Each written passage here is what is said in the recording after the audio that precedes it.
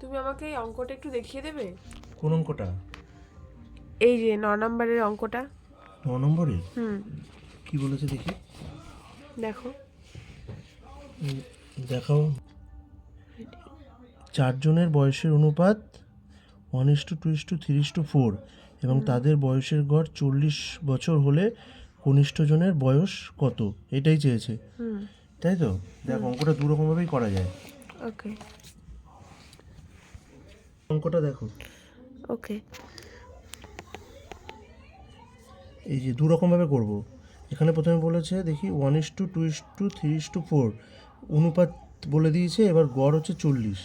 তাহলে আমি এই চারটে যে সংখ্যা আছে, চারজনের যে বয়স আছে, এই টোটালটা বের করব, কোনো এক্সও ধরবো না। টোটালটা যদি আমি করি, বলো কী হবে? 1 2 3 4, টোটাল কত হবে? 10। 10 টোটাল করলাম হচ্ছে 10। এবার হচ্ছে 10, এবার চারজনের টোটাল হচ্ছে 10। তাহলে চারজনের বয়সের গড় কত?